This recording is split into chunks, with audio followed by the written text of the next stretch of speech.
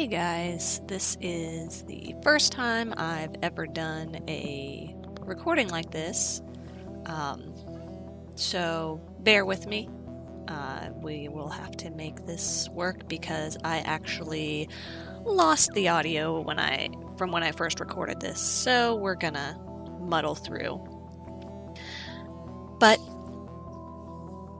I'm making this video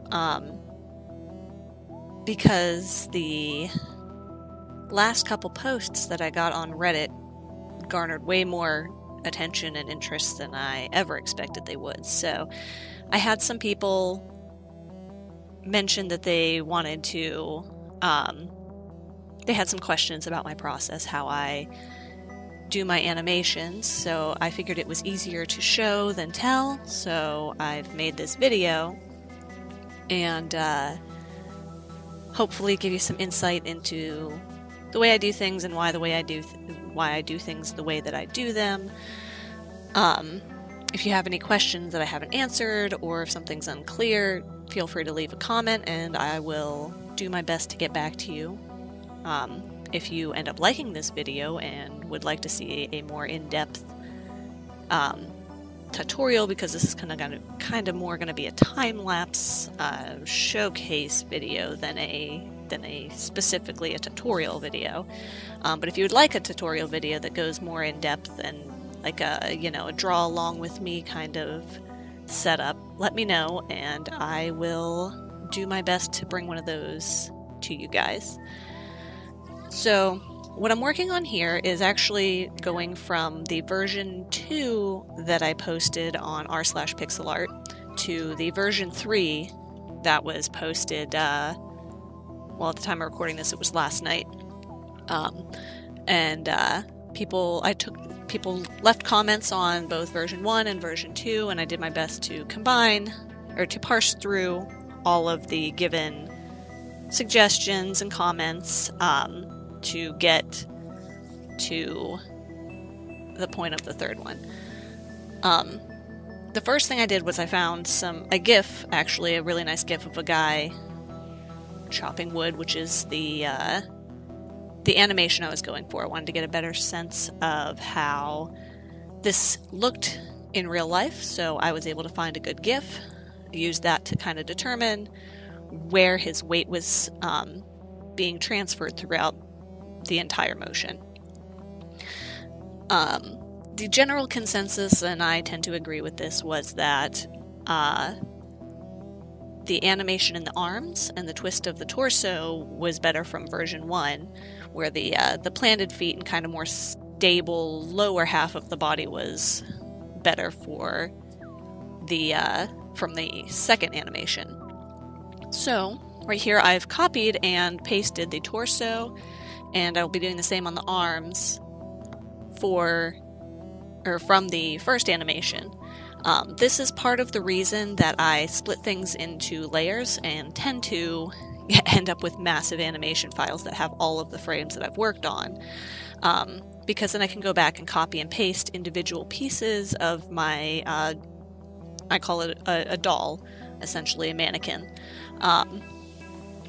So I can copy and paste the pieces of my doll to new animations and not have to redo the work and not have to start from scratch every single time. I set them up with left arm, left leg, right leg, torso, and head as different layers, as you can see in the setup here. I'm going to go ahead and at this point look for, right now, I need to look for the foot position that I want, which I'm actually going to take from the 8-directional turnaround, static turnaround that I did for this character. There was a foot and leg position that I felt would work quite well after watching the GIF for how the person cutting the wood was standing. I'd already had some nice leg setup that I was happy with from before that was similar enough that I felt would work for this. So this is my starting point right now. I've taken the static legs from an idle animation with one back, one forward. I've taken the arms and the torso and the head from the first animation that was a little more dynamic and a little bit more stretched, and then I begin just kind of sculpting and adjusting where the weight is held. I reference back a lot to this GIF because, like I said, it was a pretty good one for what I wanted to do. Pretty accurate representation of the motion I was going for, so I noticed that his weight starts in sort of centered over his feet instead of more back or more forward. It's kind of centered over both. So I'm going to come in here and I'm going to start moving my pixels and changing one leg to the next until it feels like the doll is more centered over both feet.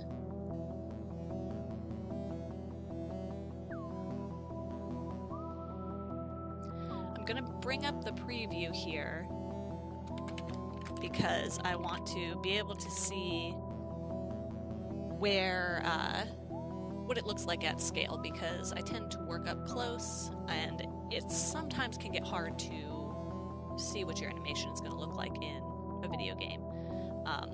So I like to have the preview open at the same time, and I kind of look at both while I'm drawing so that I can get a better sense of whether it looks right, both, zoomed in and at scale for the game. I've also brought up the, you can see the circle with the lines at the bottom with my different axes there. That is my position aligner. That is a little tip that I picked up from Adam Eunice on YouTube. I'll link his channel in the description. That is going to help me keep my feet, shoulders, other aspects of my character aligning to the correct axis for 8-directional character movement. So whenever, anything moves or shifts, it stays along the right line, so she's not like, her body's not squashing and moving in strange, uncomfortable ways. And then here, what I'm going to do is I'm actually copying my first leg setup to the next frame down, so I can kind of tap back and forth real quick using keyboard shortcuts to navigate between the frames. I can just tap back and forth and kind of see where it was and where it is to make sure I'm not just ending up back with the same result I started with, since I was uncomfortable with that setup. I don't want to make the same mistakes. Essentially, it keeps me in check.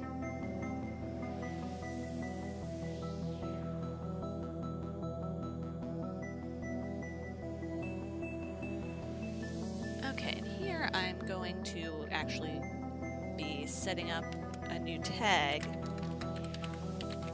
so that when I'm going through my animation, I can use the animation shortcuts, or the keyboard shortcuts, that's the word I'm looking for.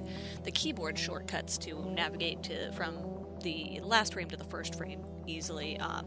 That's part of the nice tagging system that Sprite offers. Sprite? How do you pronounce that? I don't know. Tell me down below.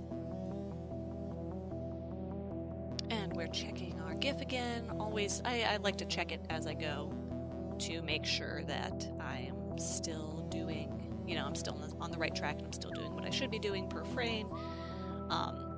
You'll notice me stop every once in a while and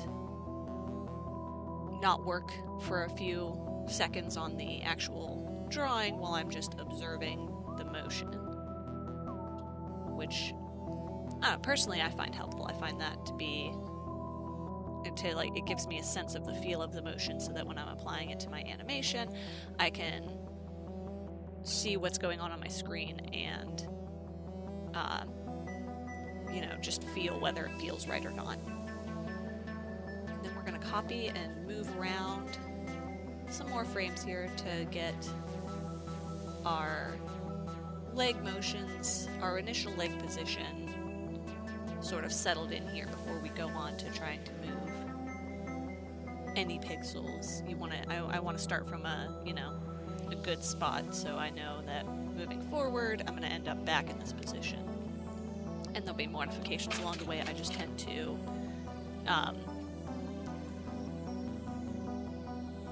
I just tend to want to get it as good as possible at first, so that I don't have to come back and redo any work if possible.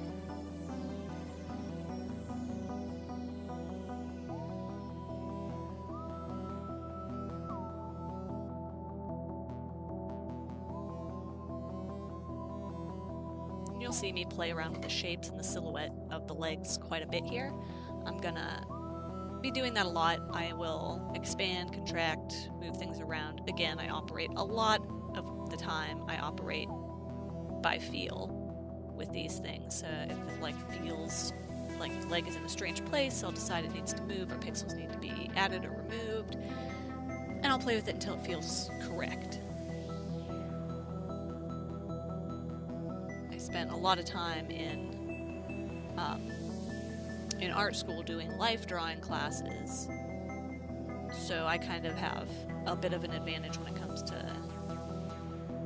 having, seen what silhouettes look like.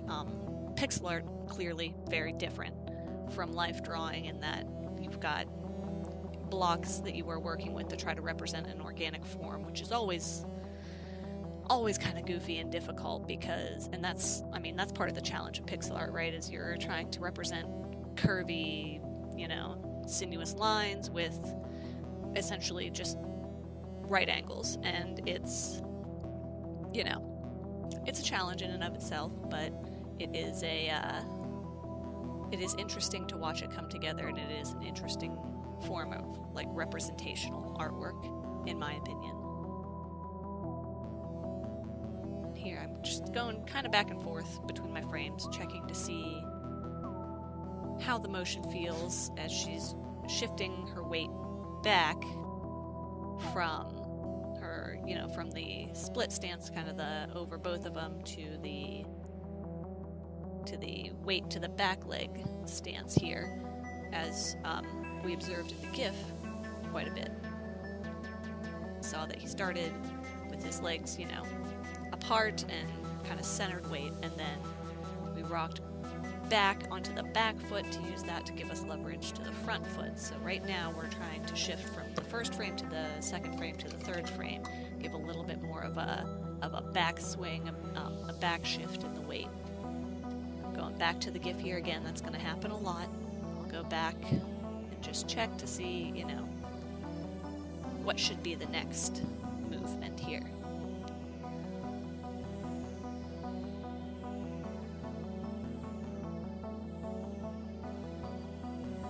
Gotta play with the torso here a little bit to get the shift right, because as you stretch up, the upper half of your torso stretches with you. It doesn't stay where it is while you're stretching up. If you are not sure what I mean by that, go ahead and just stretch your arms above your head and watch your chest, your shoulders, pretty much everything from your rib cage up will come up with your arms. So I'm trying to mimic that a little bit here. Also got some issues with the way that the leg is rotating, so I'm kind of trying to normalize that a little bit, because the front leg is going to come up on its toes as it shifts the weight of the body to the back leg.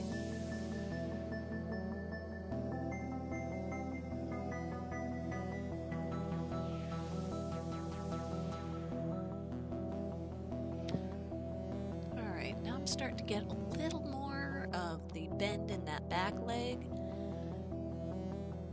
As it takes the weight, it's going to flex a little bit. You're going to get a little bit of bend in the knee. You're going to get a little bit more definition in the calf muscle. As you're getting ready to push off into that overhead swing.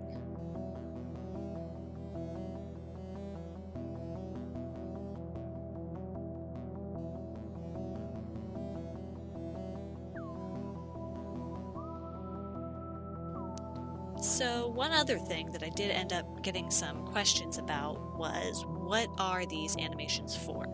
And the answer to that, which I mentioned earlier, is that these are going to be in a video game that I am making. The video game is going to be I've been describing it as a worlds-hopping RPG with base building and roguelite elements. I don't want to say too much more about it at this stage because it's very early on and I don't want to promise something that's not going to end up in there. But if you are interested in seeing how these animations get incorporated into my game, or if you're just interested in the game as a project, you can follow me on... I'm going to have some devlogs on this YouTube channel at some point in the future.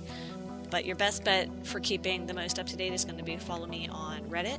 I'll link that down below in the description of this video. I will be uploading some stuff to YouTube as I get enough clips and things like that, but honestly, making just this video alone has been a little bit draining, so I don't anticipate that I'm going to be using YouTube as my primary means of updating fans. So follow me on Reddit. You can subscribe to this channel and get the videos when they come out, but your best bet is going to be on Reddit. I'm going to be talking... I post a lot on, the game development subreddits, on r/PixelArt, r/GameDev, r/SoloDev, r/Godot, especially. That's the engine that I'm using, and it's been a fantastic experience.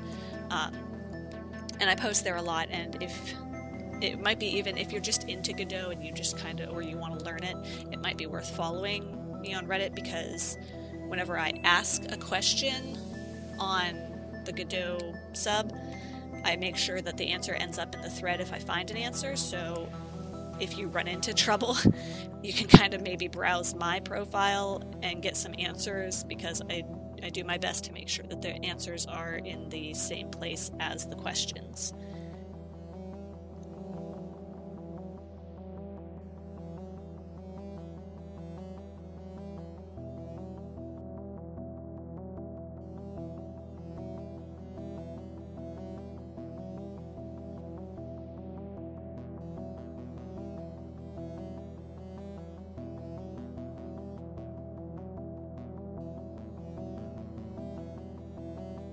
Alright, the animation's starting to come together here. I'm at the point where I've got the chop down, I've got the initial rotation. At this point, I remember not being totally satisfied with the feel of it, and I start making some decisions about the direction of the animation and where pause points need to be to get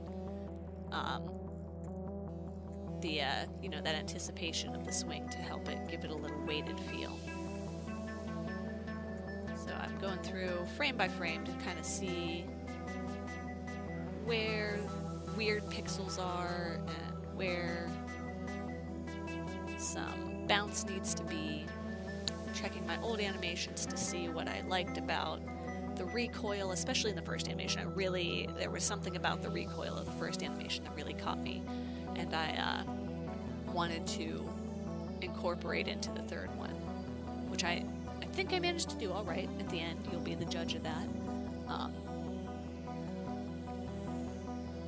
But going back and seeing how those animations work at a mechanical functional level is really helpful.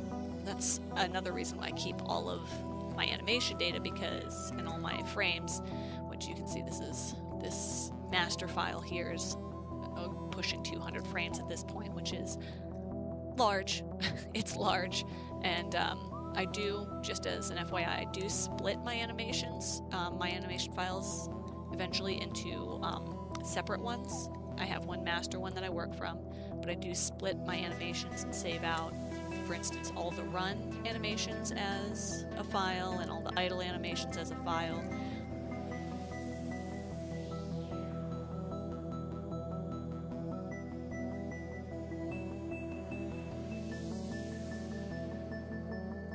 Okay, well at this point I think I'm going to let you guys go ahead and finish watching this time-lapse piece. If you have any questions, go ahead and ask me in the comment section, and I'll do my best to answer your question. If you can include a timestamp that's relevant to your question, then that would help me out so that I can, see what your question is about visually. If you don't have any questions, enjoy. follow me on Reddit if you want to keep up with what I'm doing. Follow this channel, subscribe, I guess it's not follow. Subscribe to this channel, and I will be back with another video in the future.